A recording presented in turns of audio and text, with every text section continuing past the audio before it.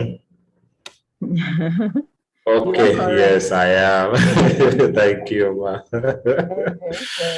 You don't want to drop, you don't want to be seen to be in error, and then you have led too many people to believe the wrong thing, only to be coming back and saying, sorry, what I said earlier, there's a change of understanding. So this morning, we have a privilege of having with us in our midst to start with us this session. Like I said earlier, we are trusting that other speakers will be able to join us. But this morning, we have the privilege of having with us, I don't know if I should say Mr. or Doctor, but I will place it by just putting it simply. Ifeanyi Enebeli, I hope I didn't murder the name, sir, is a senior environmental consultant with CARES. So, Mr. Doctor, Professor, I don't know which one is the right title. Ifeanyi Enebeli, we would like to hear your voice before we hear from our participants. Sir? Yes, thank you very much for having me. It's the Mr. Can you hear me, please? Yes, I can. I'm Yes, Mr. I'm Mr. Ifeanyi Enebeli. Okay. Thank you. Okay, sir. Thank you so much, sir. So let's give our participant a privilege of hearing from 2-3 of us. So I would like to hear from Opeyemi Adeyemi. I don't know if you're a male or a female. Can you just say hello to us this morning?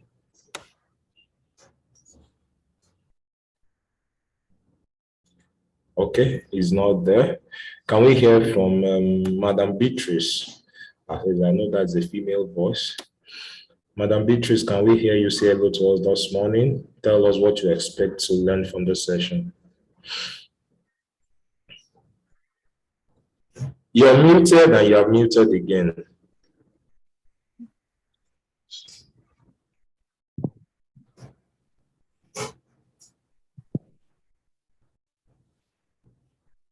Okay, I think there's a struggle with communication there. Adeniyi is a female. Can we hear from you, ma, this morning? You are the third person, or please respond. I beg you in the name of God. Good morning, sir. Good morning, everybody. Good morning. Good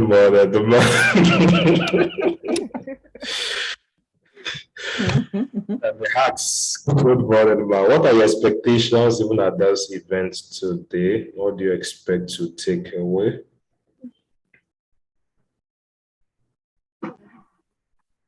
Madam Adeniyi, do you mind sharing with us?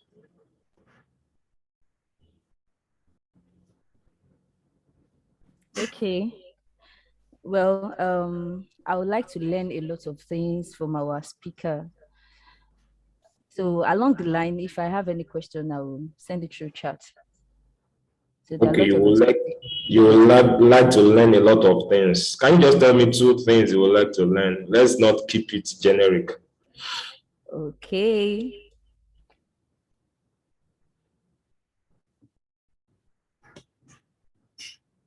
I'm putting you too much on the spot. Like for real. Wow. Okay. Let me bail you out. Let me bail you out. Okay, no problem. So we'll await your questions as the session progresses. So, Mr. Enebeli, or I'll prefer to call you Mr. Ifeanyi, so that I don't. But please confirm, did I murder the name? Am I correct with the pronunciation? You are correct. You are correct. Oh, okay. I'm trying, though. I'm doing very well. Please clap for me.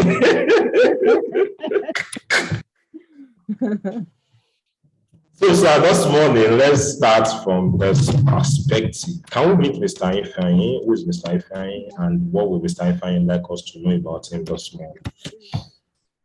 Okay. Thank you very much. I have to ask again. You can hear me, yes? Yes, we can hear you. Yes, we can. So, my name is Ifeanyi Enebeli, like you mentioned. I am an environmental consultant. I work as a senior environmental consultant here in Nigeria. Although my work base covers a number of West African countries, West and East African countries. I'm involved in conducting environmental assessments, what we all know as EIAs. So I do a number of environmental impact assessments, which is, basically helping project owners understand the environmental impacts of their projects. Quite a number of project owners know the financial or beneficial parts of the projects they are developing. So my own job is to come in and help them understand the environmental impacts, environmental really and social impacts of their projects on the environment and people. So if you're building building a factory in an area, we also want to make sure that you're not impacting negatively on the environment, not just causing pollution to the air that people breathe. You're not impacting negatively on resources. You're not polluting the waters that maybe people use for fishing and other domestic uses. You're not contaminating the land. You're not impacting on groundwater within the areas. So that's the sort of thing I get myself involved in. I'm also involved in environmental monitoring. So, the likes of air quality, noise, soil sampling and analysis. My role also involves me working with quite a number of stakeholders. So stakeholder engagement is part of what I do. Data analysis, identification of trends. So that's really what I do. My day-to-day role as an environmental consultant. Again, it could be more than that, but that's just a summary of what I do, both onshore and offshore. All right. Thank you so much, Mr. Ifeanyi, this morning, for that perspective that you have shared with us. And I found fascinating from some of the inputs you have made this morning, that you cover the continent of Africa. So we are speaking with an international man this morning. Due respect, sir. So I would like to ask, what took you beyond the shore of Nigeria to doing this across West Africa? 1, 2, impact assessment. Is it typically before the project commences, or before, between, and after? I would just like to have a frame of what your assessment typically covers as regards project impacts on environment, sir. Well, ideally, your impact assessment should be done prior to your project kicking off, because you want to understand what we call the baseline, which is how, I'm trying to just put it in layman's terms so that. Yes, please, I will appreciate that, and I'm appreciating it already. Yes, sir, please do, so that we are not trying to jump to catch up with you. Yes. You want to really understand the baseline of the environment, which is really understanding the status or the condition of the environment before your development or whatever you're doing comes in. Again, I go back to the example. If you're building a cement factory in an area, we want to know the conditions in that area. So how is the air quality in the area? How is, if there are rivers, what is the condition of those rivers, which will involve sampling, testing for chemicals of concern and things like that. Now, once we've done that comes out as the baseline. So again, some of these things are used legally, and it's not just good for the environment, it's also a good backup for the proponents or the project owners. So if you've done that, for instance, you signed up and you've got an approved environmental and social impact assessment report, then you have that data for anyone to go and look at. Now, if down the line you start your factory or you start constructing, you will be monitoring as you go on. But if you monitor and then you notice again that things are changing negatively now, then it can be implied that your business or what you've brought in is impacting negatively on the environment. You understand what I'm saying? So Yes, it's a baseline, really. We want to have that baseline. I mean, you have cases in various areas that industries come to work in an area, and then people start falling sick. You find out that people are falling sick. Maybe people are having certain ailments, and they blame it on the business project. owners. Yes. So that owner then has to go back to those records and check, and could say, look, even before I came here, these were the levels of such pollutants or whatever it is. Or it could be the other way around. You could actually check and say, yes, this project owner or proponent is indeed causing problems, to the environment and to the people here. So that's the sort of thing that I do.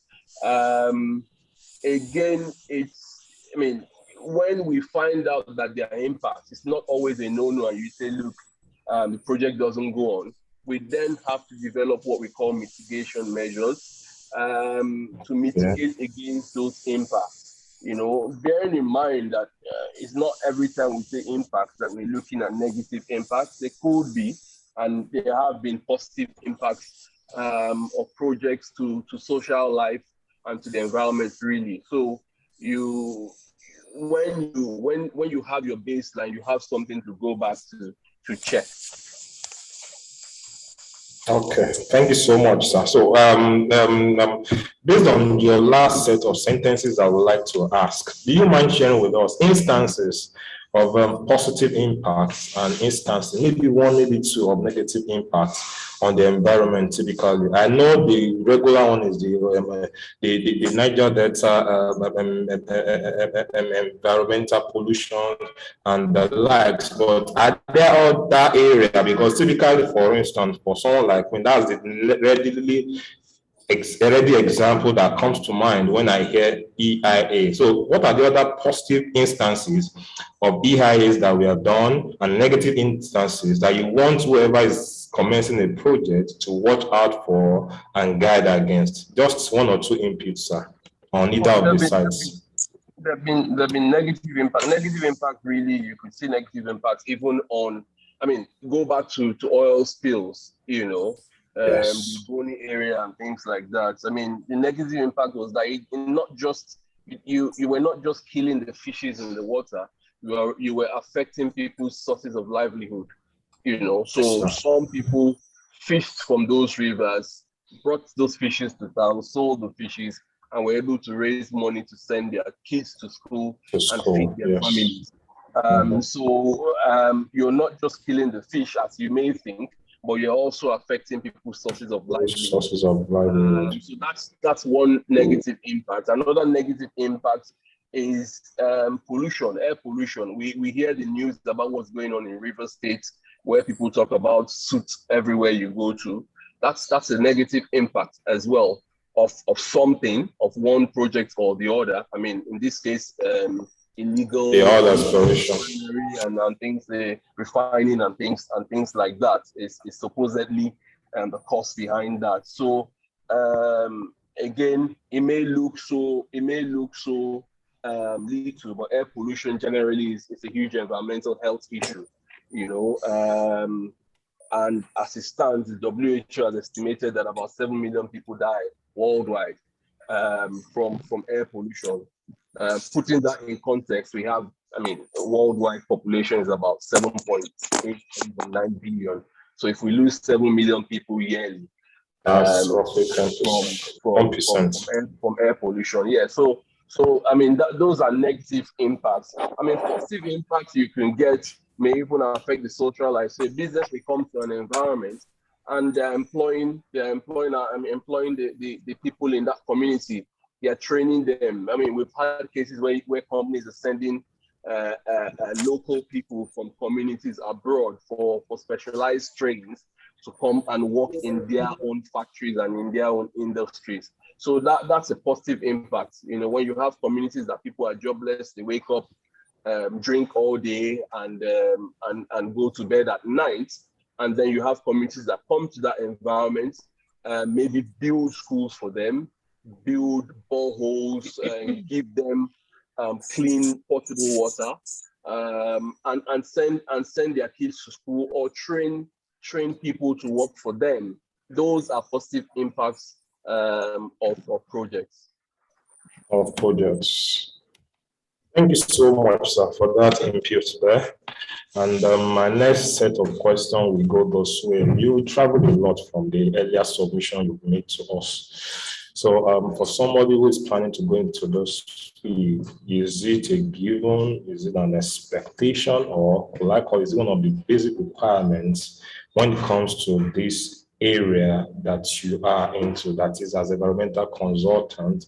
Cannot just, for instance, I'm talking from Lagos as I speak, so you cannot just anticipate that you just sit down in Lagos and expect that everything you want to do will revolve around Lagos. Is it a given that it is wherever the projects will be based or situated that will determine the kind of analysis and impact assessment that will be expected of you? Is it a yes, is it a no answer, or is it there are always ways around it?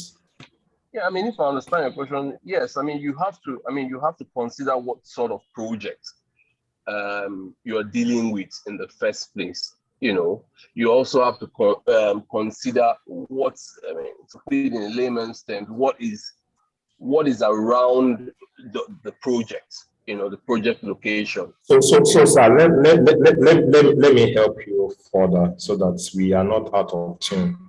Yeah. We have a number of participants on this call who are looking forward to making career decisions.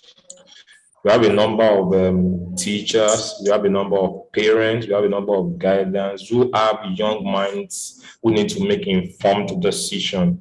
And I'm looking at it now, that question from this perspective of impact assessment. Is it typically region or no? Is it typically, I know the answer, but I would like you to actually give it to us directly the way it is.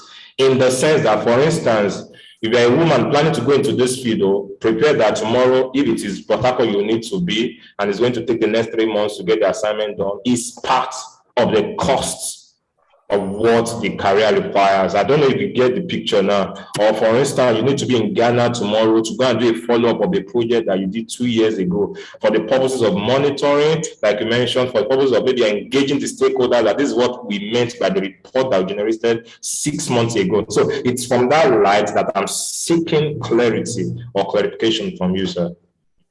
Okay. Yes, because you can, like you mentioned, there are times that you have to go away, for months. With this sort of career, you have to be a field person. You have to be ready to move around. You have to be ready to travel. You have to be ready to work in environments that are not very conducive. I've had to go and work in the creeks, so if you're looking for a lot of luxury, you will not necessarily get it. What I mean luxury out there, you understand? So you have to, yes, sir. So the best way I'll put it is, I give an example. There are certain courses you will take in school today.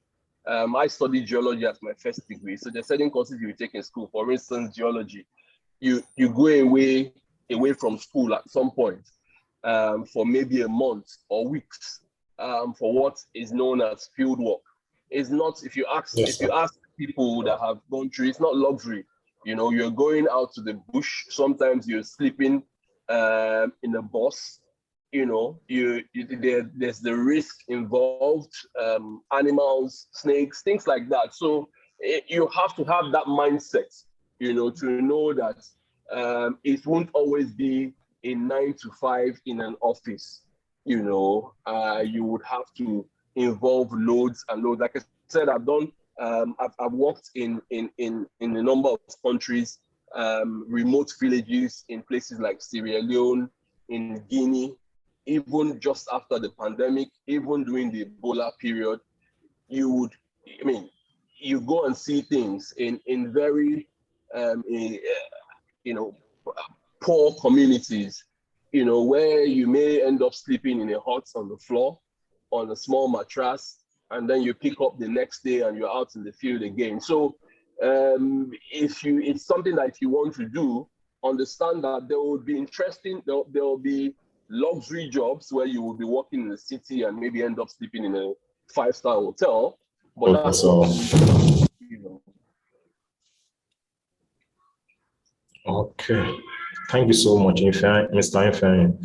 Thank you so much for that submission. I'll allow you to take a cup of water at this time while I welcome my daddy, we call him Grandpa in the house, Mr. Adeniyi Iromini this morning. Good morning, Mr. Adeniyi, sir.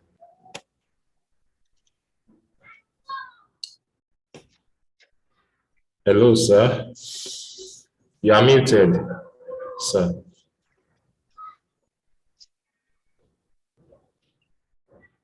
Hope it's not network. Hello. Hello, sir. Good morning to you, sir. How are you today, sir? Fine. Thank you for joining us this morning. I'm fine too. Thank you for joining us this morning, sir. So I understand the perspective you are coming from, sir. So just relax, sir. I'll be very gentle and I'll be very slow with you, okay? Okay, sir. So this morning, can we meet Mr. Adeniyi by reason of some of our participants on this call? Some are students, some are teachers, some are parents, and some are guidance, and they're about to make some decisions. So let them meet the person of Mr. Adeniyi this morning, sir. You want me to introduce myself? Within few sentences, anyway. All right, like you mentioned, my name is Adeniyi Iromini, the CEO of Biomedical Nigeria Limited. I am a biomedical engineer, and the name of my outfit is called Biomedical Nigeria Limited. Yes, you have invited me to speak to some youth concerning my discipline. And then it's a pleasure being around. Thank you for inviting me. And I thank you also, Brother Segun, for your interest in finding time to role model our youth. Thank you, sir. Our leaders of tomorrow. This is a business hour. It's a great sacrifice I can see in your part. Thank you so much, sir. May the Lord reward you. I appreciate this so very much. Amen, sir. Knowing very well that you have your own business, but you found time to do this type of a thing, so that the life of some people can be better, or some people can be enlightened. Thank you so much, sir. Thank you, sir. Thank you, sir. Thank you so much, sir. So, Grandpa, don't rest yet. Don't rest yet. So, for some of our participants on this call, you mentioned that you're a biomedical engineer. What does this mean? What is the nature of what you do? What is about it for a young mind to look forward to in the days to come? Is it relevant? I want to believe the answer is yes anyway, but what does it entail? And what is about it that a prospective career-making youth should look forward to about it? All right. I need to start by this explanation. I did not become a biomedical engineer by planning. Okay. Yes, I am a God-made biomedical engineer, and I will explain. You understand me? By the time I define And then how I started my secondary school education, my technical college experience, you will know the reason why I said by planning, I did not become by God. See, and I will explain. So let me first define what biomedical engineering is. You see, biomedical engineering is the art of developing or creating devices or new devices or equipment for improving human health. You see, worldwide today, there are over 1,000 medical devices or medical equipment aiding doctors, nurses, lab scientists. You see, in our universities, you can just say, I think we have about one or two offering this course at the diploma level. But the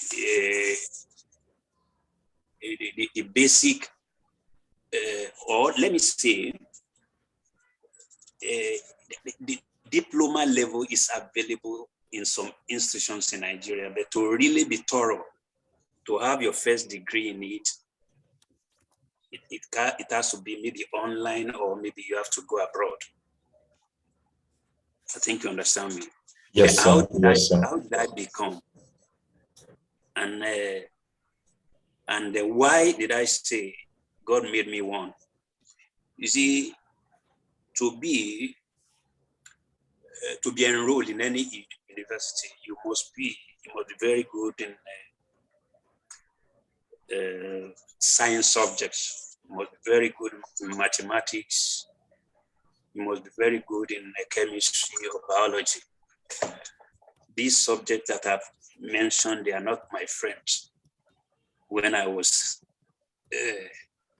in the secondary school or in the technical college, you understand me? But in the technical college, we were trained both in theory and practical in various engineering studies. We learn machining. We were trained to work with metals, with various tools. We were trained to work with wood. We can do anything with plastic. You understand me? And then we learn a lot about painting, basic electrification, and also we do basic welding, both gas and arc welding. So before I left the technical institution, I have the knowledge of many engineering studies, but not biomedical engineering. But how did I become? Why did I say God made me one? You see, I was working with a company, gas producing company, in the engineering department, and that company had what I can call a medical department. So some white men came, and then they needed trainee biomedical engineers. They needed trainee biomedical engineers, and then 2 or 3 of us were invited from my own department, and they found me very, very fit to go, yes, for this training. And then that is how I crossed to medical department, that is the engineering. Then I was trained by the whites to become a biomedical engineer. So if And to say, I want to, let's say from the scratch, I want to be, definitely the basic requirements will not make me one. So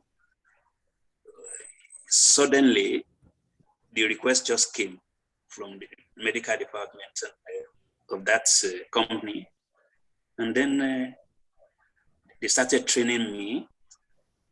I became a trainee biomedical engineer. And then lo and behold, I spent about 18 years with them. And now I have become well established in medical equipment repairs, supplies, medical installations, name it. We are all over, let me just say many teaching hospitals in Nigeria, many general hospitals in Lagos. We have installation left and right. As I'm talking to you, a call may come from any of our clients in any of the hospitals wanting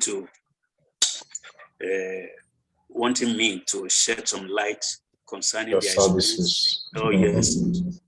But I can just tell them that in 10, 20 minutes time, I will get back to them. Okay. So, but I know this program will go on uninterrupted.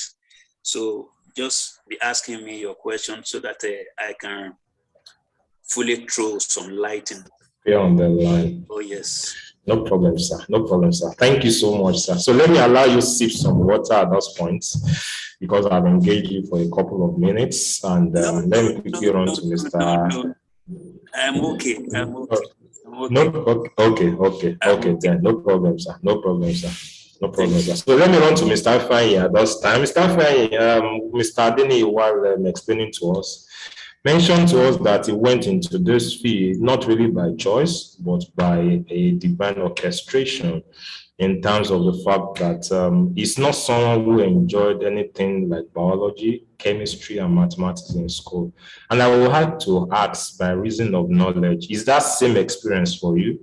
Because on a general note, the number of us who went to schools there did not like some subject, not because they were not interesting, but because maybe the people who taught them had the way they communicated this course. For instance, my own, I'm an ardent lover of mathematics. And interestingly, the person who started with me at my secondary school was fantastic. But midway, there was this man that knew everything about mathematics, but communicating and forcing us to know what he's saying was a problem. He will tell us from A to Z, and he'll be asking us, do you understand? Okay, you're not even explaining one bit of it. So I want to ask, you are also an environmental consultant, and is it by choice you went into it, or by need-based demands, or okay, I've already known from scratch that this is what I'll become. So when it was time for me to select, I intentionally chose science-based courses. So those are the questions on the table for you, Mr. Ifeanyi, at this time, sir. Okay, thank you very much. It's 50-50 for me. Okay.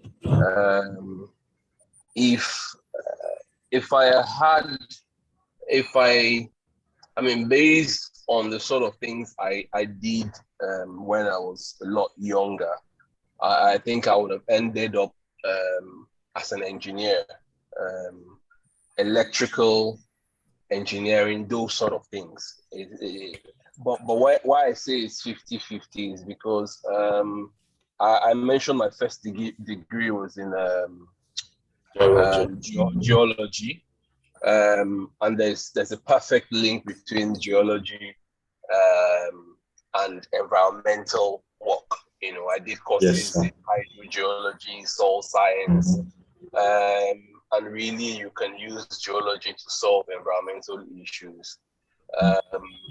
My master's degree was in energy futures, which is renewable energy, making that switch from non-renewable to renewable, which again is tied to the environment and environmental issues of today. So yes, it's 50-50 for me, you know, but I see where you're coming from with your question, because yes, you have quite a number of people who are not guided properly to maybe go into areas that they have interest in, and you see that a lot.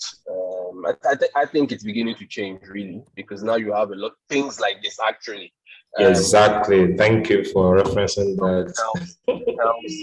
Help people to make decisions for going into professions that they love and like to do. Like I said earlier, if I was looking at it the way I should, maybe I would have ended up in electrical engineering, automobile engineering, those sort of things. Okay, thank you, sir, for that input. And I would like to take it further from there, that now that you are well informed, and for a prospective young student out there who is about making a decision, what is the course combination that you encourage? I know typically to be science, because we are actually looking at STEM, which is science, technology, engineering, and mathematics. So I know it's a given that you must love science subjects, irrespective of the teacher, whether it's good, whether it's bad. I know it's a basic requirement. But I'm asking beyond this, at the level of tertiary decisions to make, tertiary education decisions to make, I meant, what are the combinations, what are the possible courses in school? Because like you mentioned, everybody will not be able to go to school to study geology, but does that affect their ability to still become a consultant or a specialist or an expert in environmental matters? I mean, so I work, within my role, it's a multidisciplinary role. So I work with quite a number of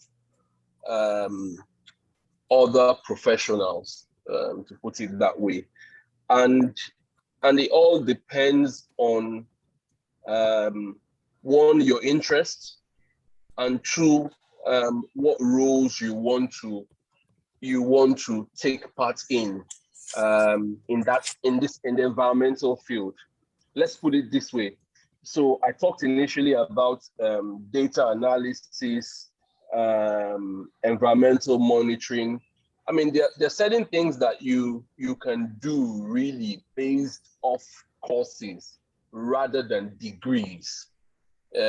So if you're going to school to study, okay, let me start off. If you're going to school, for those going to school to study, the sort of things you will be looking at, like you mentioned, basically the sciences. Because within my role, the environment field is a very wide field. You have people that are in botany, you have people in zoology, you have people in biochemistry, you have people in geology. They're all interacting with the environment. You have marine biology, you have courses in environmental science now. So those are the sort of courses you can be looking at if you want to go into the environment field or into the environment consulting field. But again, like I said, there are cases where you have people that have just gone in for simple courses, not generally speaking, not diplomas, short courses or specialist courses in, for instance, noise monitoring or air quality monitoring. Someone can go for a course in that field, and specialize in that field rather than going for a degree, a full degree, Okay, thank you so much, sir. Before I run to Mr. Adeniyi, I want to sit around the last point you just mentioned. Aside air or noise monitoring short-time courses that we can take up, what are the other possible courses? And remember, you also mentioned data analysis earlier. These are like 3 months programs that you can do, and then you are top-notch in such areas. What are the other soft skills or short courses that one can take along the line that will help boost one's capacity as an expert in environmental matters? There are courses in trends analysis where we can just give you data the raw data and say, can you work with this data for us? Identify any trends in levels of certain chemicals and things like that over, say, 10 years or over, say, 5 years. So there are causes and trends analysis. There are people that they are good at writing reports, and they are not. Yes, they are not specialists in the environmental field, but if you give them the data and information they need, they can turn out reports. Reporting is also a big part of what my role entails. So I don't know. Those two things are areas that people could also, like I said, it's multidisciplinary. You don't. The botanists are there doing their own bits and handing us data. The data. The history experts, the socio-economists, they're just doing their bits and handing us data, and we are working with that data as well. Okay. Thank you so much, sir. So I'd like you to take a pause at this time. Mr. Adeniyi, you earlier mentioned that coming into this field of biomedical engineering was not actually planned. But in retrospect now, should we have somebody who is interested in going to this field, what are the course combinations that you encourage? I know you earlier mentioned that you don't like biology, chemistry, and mathematics. Are you saying at this point now, looking backwards, you would like to insist or would like to suggest or recommend which of them at this point that anybody planning to major into this field cannot do without these subject combinations? All right. Thank you for that question. You see, because biomedical engineering is combining medical and engineering knowledge to build solutions and devices. Okay. It's so vast and then wide, involving multiple careers. Me, I'm just holding on to a segment. I can mention some number of equipment or engineering fixtures that I can work on. Earlier on I told you there is over 1,000 medical devices. You understand me? And then to be thorough, biomedical engineers are regarded at times as semi-doctors. So that is the reason why in any institution offering this course, they have to be very thorough in those subjects that I've mentioned. You understand me? And I think AB Usaria and then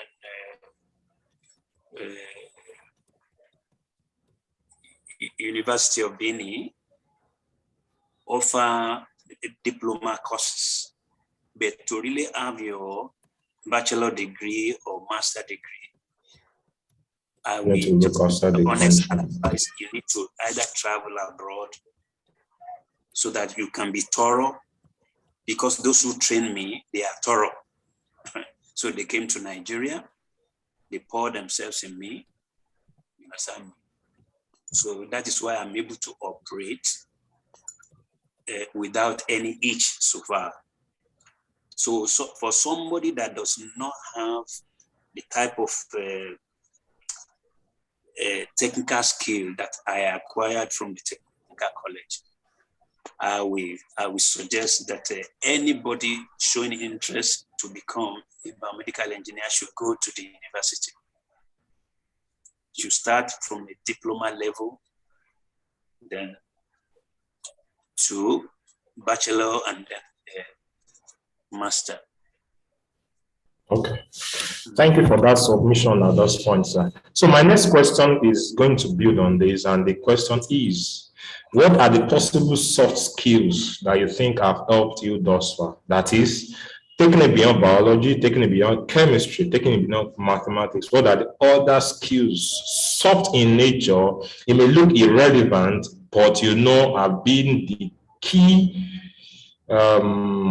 factors in pushing you this far in this field, sir. Do you mind sharing with us? Number one, you see, in our institution of learning in Nigeria, what has been robbing people of being a real technocrat is the lack of access to facilities. Lack of access to facilities. I was blessed to be trained. I saw a lot of devices that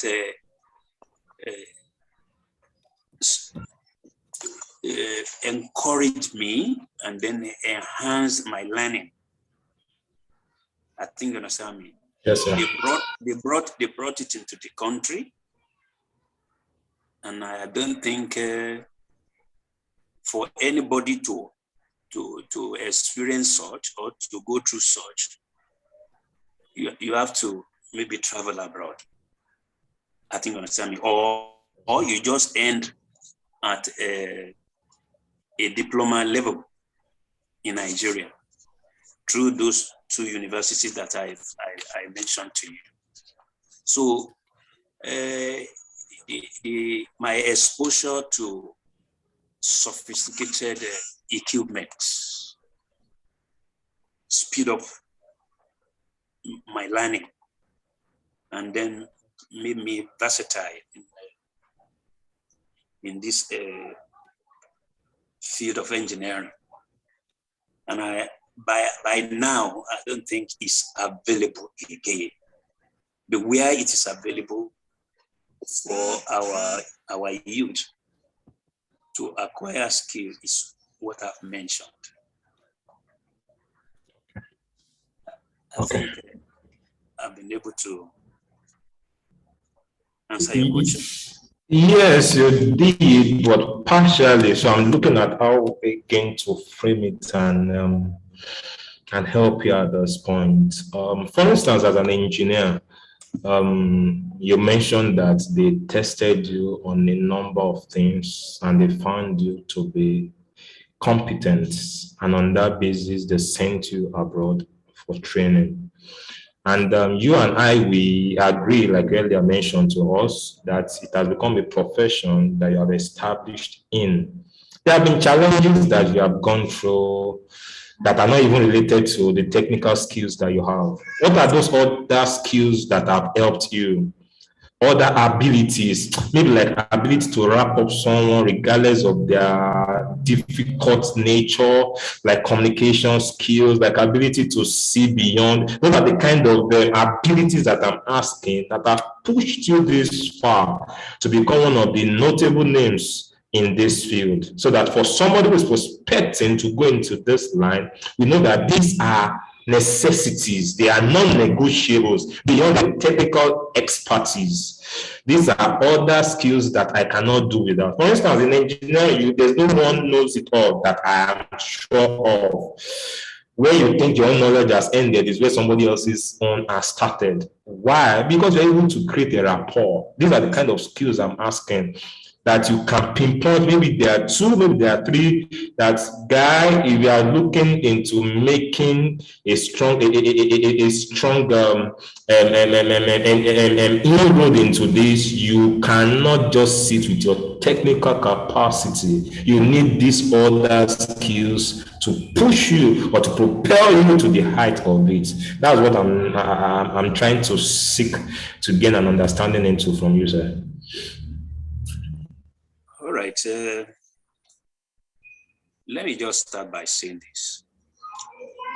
Most components are made up of mechanical electrical segment. I think you understand me. Yes, In the technical college, we were trained in basic electrification, machine shop. I'm a fitter machinist. I can do some painting. I can work on wood. I can work on metals. You understand me? With theories. Now, with all the theories combined and then varying into other engineering field, you see, the ability to learn fast, you know, I acquired right from that level. That is from the technical college. From the technical college, we were taught how to couple things together, how to repair, but not on a vast or equipment that require higher skills or something like that. But the basic knowledge of almost every sector or every segment of engineering we acquire. That is the reason why when as a trainee biomedical engineer in the company that I work with, I was able to learn fast. So I think the only question you can ask me is what is the nature of the training that I acquired when I was a trainee, a biomedical engineer? I don't know whether I'm making any. Yes, sir. Yes, you did, and I'm grateful for that, sir. Let me quickly cross-check with Mr. Ifeanyi even at this point also, sir. So to you, Mr. Ifeanyi, I know there are a number of challenges you face in your profession. I know you have to travel a number of times outside Nigeria. What are the things, if you look back now, that you say, oh, this one, no, they didn't teach me in school? But thank God I was able to learn it, sometimes through friends, sometimes through relationship, sometimes through looking at issues and being able to see, oh, I think I can gain this from this, that you think has helped you this find this profession. For instance, I know for your own profession, Mr. Ifeanyi, language skill will be a typical requirement, having to relate with the inhabitants of villages or the town dwellers as regards what you need to get as information. You don't just go into an environment and just sit with water and you are saying water, answer me. So I'm just trying to be funny, but I'm trying to ask, what are the other soft skills that you think has helped you as an environment consultant rather?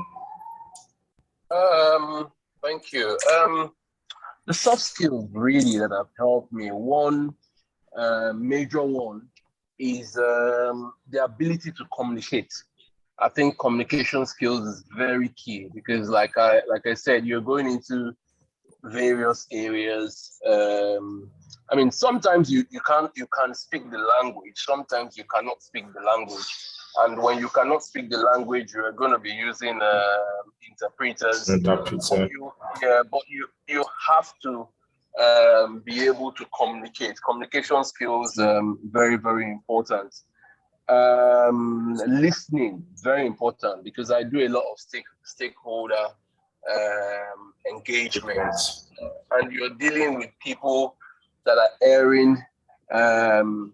They're trying to bring forth their worries or their problems associated with projects. Now, it's listening is a big strength, and not everybody can listen, you know. So listening is helped me a lot, and I've learned over the years to listen. You see, because when you listen, the other party, it's a mental Gives thing. them the confidence. They believe that You are interested. You are interested, and that's really what it should be, you know. So listening skills have it's helped me a lot, you know, in this job that I do. What else will I think of? Project management. You have to, like I said, it's multidisciplinary. So you'll be working with teams. I mean, you could be working with teams where you're managing maybe 40 people, you know. Everybody with different ideas, everybody with different attitudes. You have to communicate one-on-one with each person. You have to be able to manage each person. Because if you don't, then your project fails, you know. So I think off the top of my head, another thing I will just quickly add is, because a lot of the things we do, we see, and we report is based on, or let me rephrase. I mean, you go out to the field, you see things. So I could be looking at something, you could be looking at the same thing, but we would not report the same, we will report differently.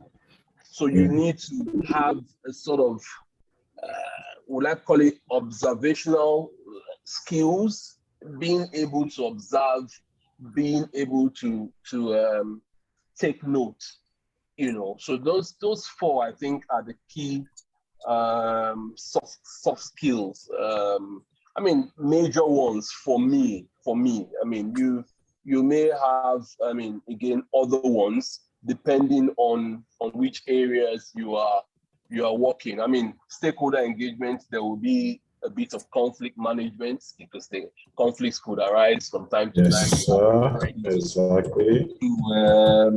To deal with that. So I mean, those are skills you build over the years and over time. You don't just come out of school and understand how to deal with conflicts, you know. So yeah, those few, I think, are the major soft skills I can mention at the time.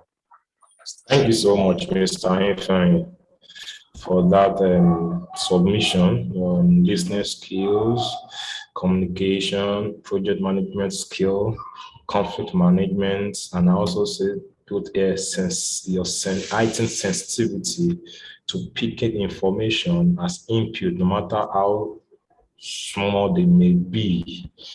That makes two eyes look at the same issue and they are picking different things. Thank you so much for that. So to Mr. Adeniyi, I remember you mentioned earlier some of the challenges in the profession that you are into, sir. Right. And none of them is majorly lack of facilities there. And so for a prospective candidates or students, what are the other challenges you know are in the profession that the student should prepare to face?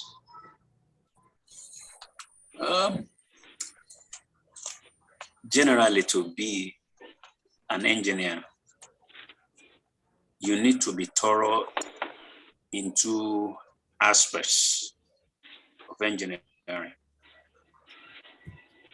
You know, I would just say both theory.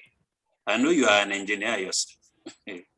You know, theory and practical they are very, very important. Me, anytime I'm in the classroom and I'm learning any theory, my understanding is enhanced by the time we move to the workshop. Then I'm able to see what has been mentioned physically.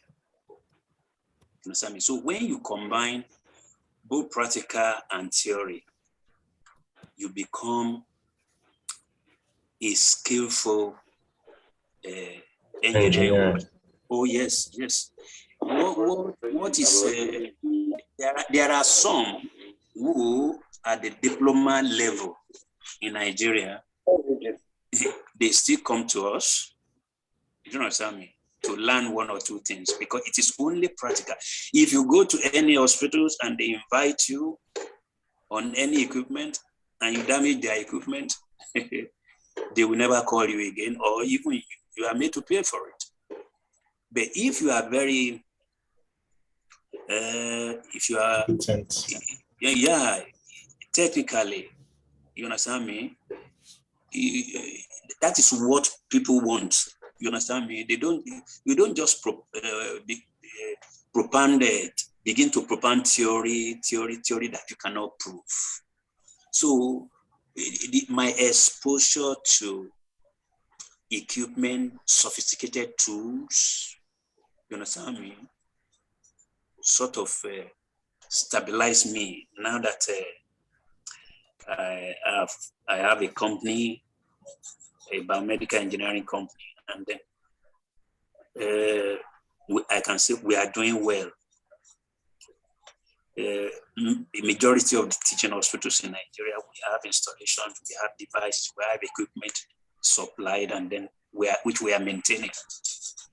So, like I told you, if by planning, let's say right from the scratch, I wanted to be, I wouldn't have become. But like you sort of join your explanation with mine. You said faith made me to become one. So, sincerely speaking, today, with what I have seen in the field, with what I have been taught, I have been able to also train one or two or three people. Even my son is a biomedical engineer now. Wow. He did business administration, and then he had to be with me in the workshop at least for over 10 years now. He is presently in Delta State at a site, you understand me, doing what he has been taught on behalf of my company. They feed me back every day concerning what they have done, if they have any problem. So I'm able to explain what they need to do. So okay. That is it. I am opportune.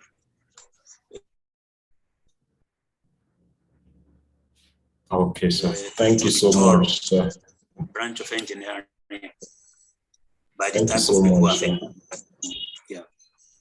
Thank you so much. That means the exposure you have truly prepared you for the challenges, the thorough training, the thorough nature of the training you underwent truly equipped you for the days and seasons that you have gone through. Okay, sir. So at this point, I want to begin to draw the curtain, and I would like to ask, in 2-3 minutes, what advice do you have for our young people out there? Because this session is being recorded. It's going to be on YouTube for years to come. Somebody will stumble on it tomorrow. Somebody will stumble on it in the next 2 years. Somebody will stumble on it in the next 5 years. What is the parting shots you have for such a soul out there who is seeking to make a career decision, sir? In 2-3 minutes, sir. All right. To make a career in this type of branch of engineering, like I said earlier on, they need to be thorough in the science subjects, at least for them to be accepted in any of our universities. I mentioned 2 universities in Nigeria. That Ahmadu Bello and Uniben for diploma courses. So those are the area they will first lay emphasis before they can say, all right, you are admitted to study this course.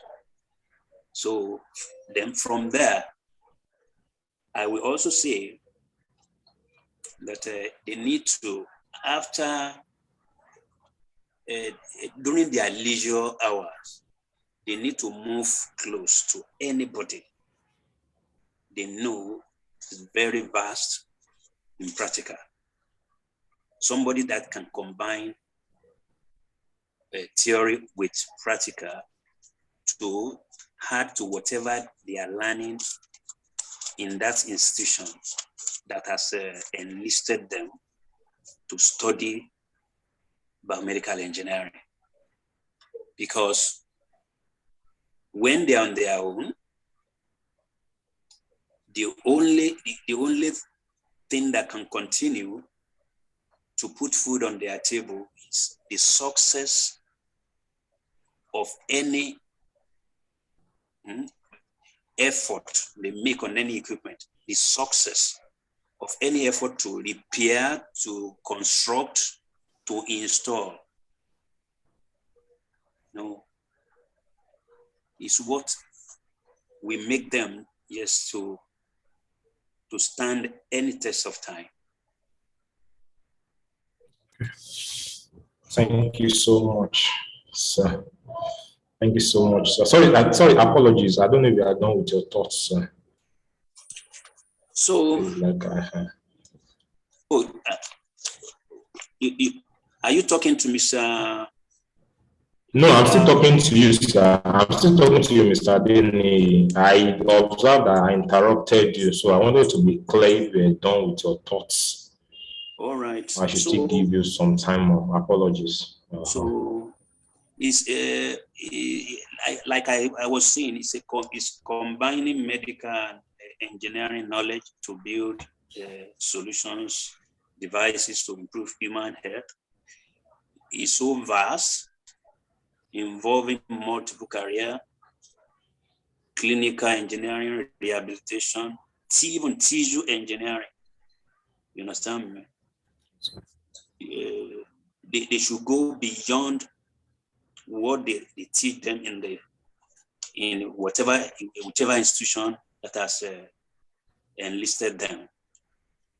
So after doing all this, graduates of this course should have no problem landing or getting a good job, in that they are semi-doctors, in that they combine medicine with nursing, with engineering.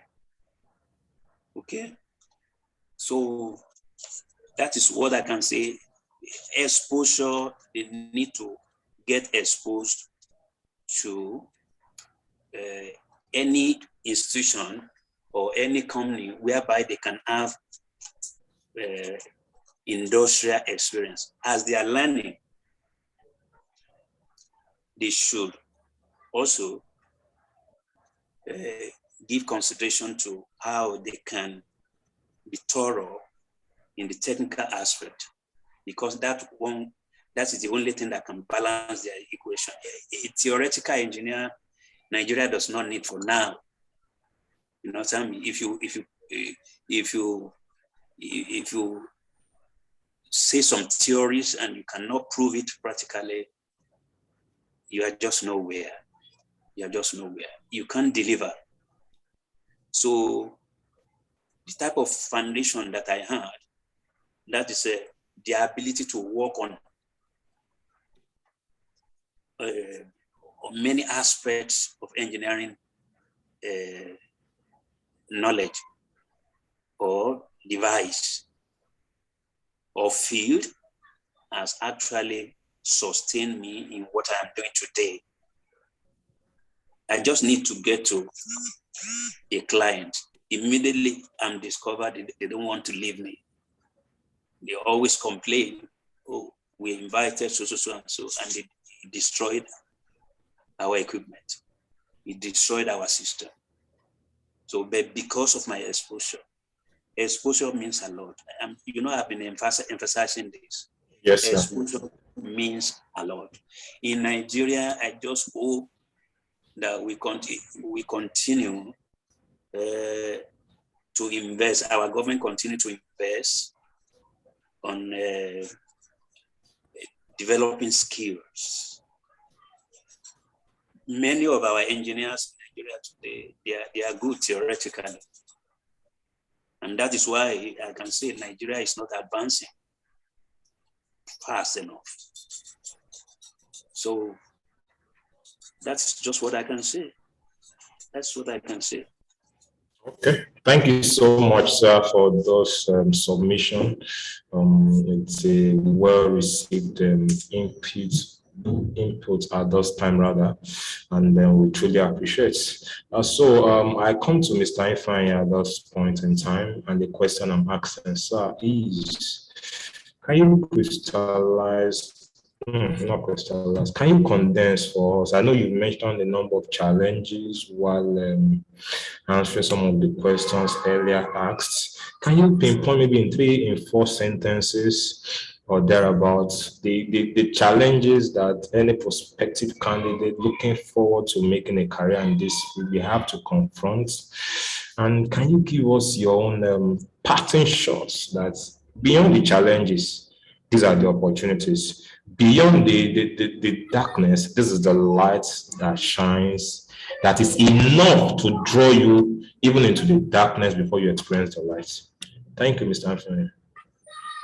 Okay, thank you for the question. So let me start with the challenges. I think I mentioned earlier on that there are risks associated with the sort of job I do. Security risks associated with the sort of job I do.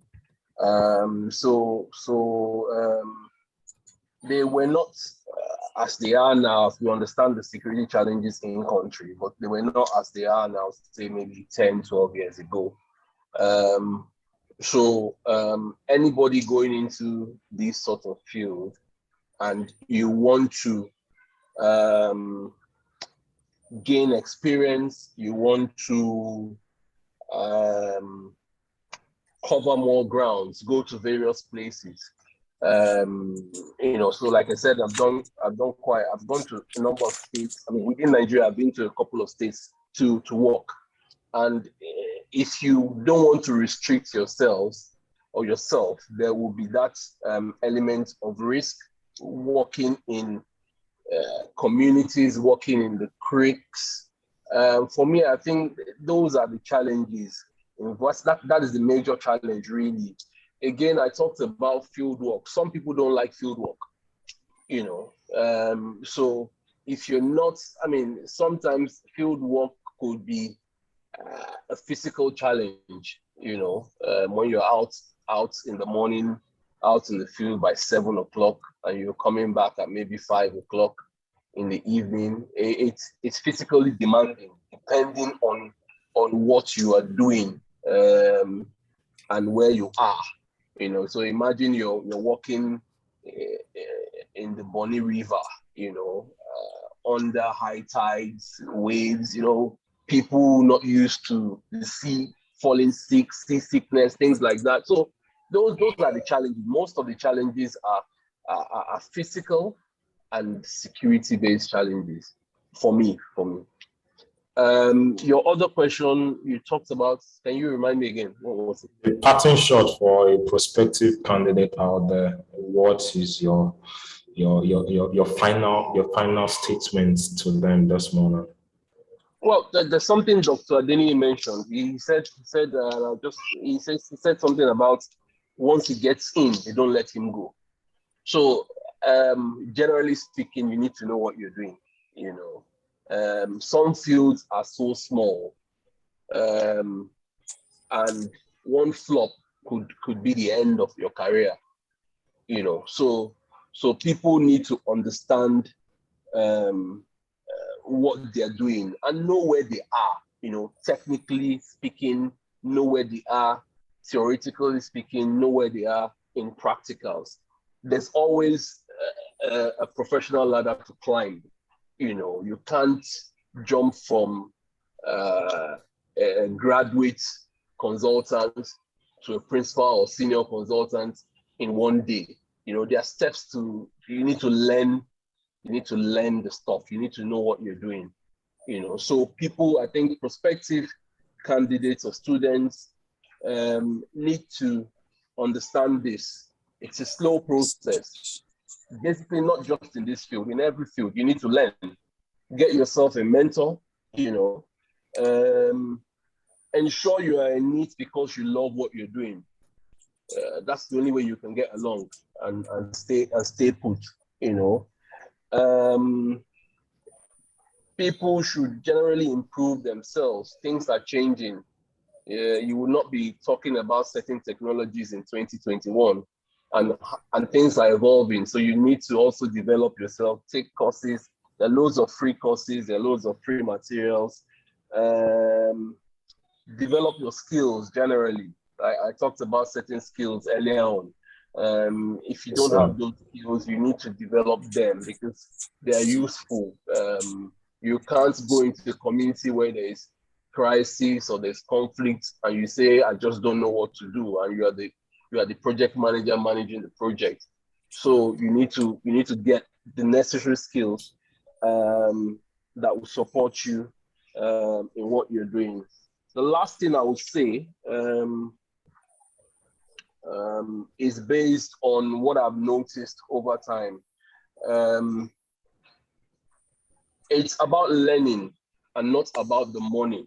The money is important, but prospective students, prospective employees, prospective professionals, whatever it is, need to understand this. You can't start making loads of money from day one, you know. Money is important, but you need to, again, tie it to what I said earlier about what your knowledge is, you know. So money is important, but I find out that a lot of people want to go out and start making money from day one. You need to learn. You need to go to those places that maybe no one wants to go to. You know, that's how you build your portfolio and that's how you build your career. Thank you.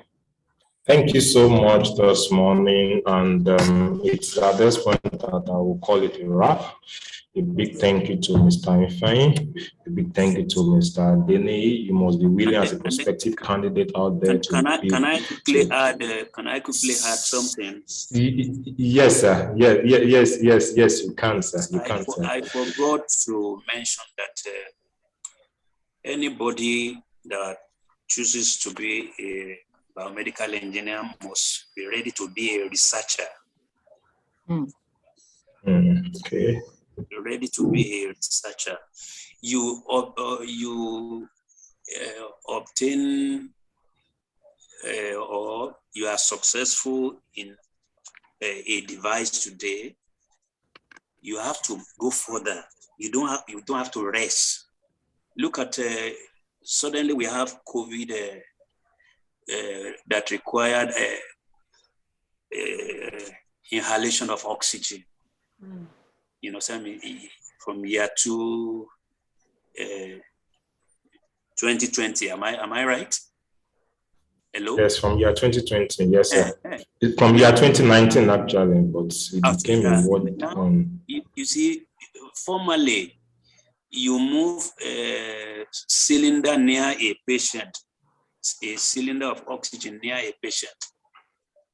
And then you see, the cylinder besides a patient is a bomb.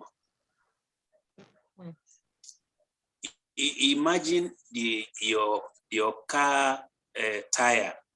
You have about 30 or 40 psi. When your tire bursts, imagine the sound. Those cylinders besides a patient in the hospital has about 7,000 psi compressed in a cylinder. If it explodes, you can hardly recognize anybody in the vicinity. So, but now, you know, we don't allow cylinder to be moved near any patient now. Cylinders are confined far away. You understand me? And then now you just tap oxygen from the wall. You know, just like you obtain your water. You understand me? Just to create some sort of safety. You understand me? A research, you know, and then not resting on a level of success has led us to that. You understand me? So all these, you know, like the other speaker said, the interest in money as monetary aspect at the beginning will rob you of not becoming what you should be. Less attention should be placed on money at the beginning of any training or any endeavor. Oh yes, because when you become thorough, you will become a hot cake. Everybody wants you. Everybody wants you. You understand me? And hence, they now discover you that immediately you touch a device or you are contacted. You understand me? Their institution, their health institution is moving on and doing fine, and then their patient is feeling safe and then also comfortable. So less emphasis should be placed on money. Our youth nowadays, at age 14, 15, they want to be a millionaire. You understand me? So they should change that. You understand that being a millionaire, they will still be and easily, but after acquiring, after becoming versatile, after becoming a genuine engineer. You understand me? So that's just what I want to add. You understand me? So thanks for having me. Thank you so much, sir. Thank you so much once again, Mr. Ifeanyi. We must be willing to put what it takes to become an expertise in the field. Money should be expected to come as a consequence of our hard work, of our diligence, of our breaking through to making the field better than we made it. Then people will come with resources to appreciate, or as a consequence of the solutions that you have brought into the field. Thank you. That's a good takeaway. So over to you, Ms. Hello. So thank you so much to our speakers. I'd like to say a very, very great thank you. Thank you, Mr. Ifeanyi Enebeli. Thank you, Grandpa Iromini, and thank you to our uncle, Mr. Segun Fapuro. Thank you so much. One major thing that I'm holding on to, and which I've been trying to pass across, is that as young people, especially if you have been on our Google Classroom, the preparatory workshop which I placed on the platform, I said, look, Africa, Nigeria, we're blessed with a lot of problems. And when I say blessed, is because problems and opportunities are two sides of a coin. And so when you're able to solve the problems, then opportunities arise. And there comes that's when you be like what Grandpa Iromini said, you become a hot cake, right? So young people, what I am expecting you to be is develop yourselves as problem solvers. Every career that is available today is because we're trying to solve different problems in society. Everybody might not go to university, but in every area that you're developing yourself in whatever form, I purposely asked Grandpa Iromini to come on when I heard of his experience from technical college, and there he also developed the interest. He had the opportunity, and then he developed that interest. He got that opportunity to study further, to be trained within his environment. There's some people I know that registered for the fair. Some of them went to a technical college. So it's for you to open up your eyes to see that whatever training you have, also be opening to further training, be open to the opportunities that come around you. and then you develop yourself as you go on. In every field, we never stop developing. So young people, we never stop developing in whatever aspect that we learn. Parents, teachers, let's not get stuck on unless my child goes to university, they won't make it. Or what are you going to do with geology? Or what are you going to do with psychology? It's not just what you study, but what you get out of what you study, what you make out of what you study. So I'd really like to say a mighty thank you to our speakers, and a mighty thank you to everyone who has joined the class. Maybe if any of our students, any of our participants would like to say anything, could I invite Miss Beatrice or Mrs. Beatrice, if you're on the call, if you'd like to say anything.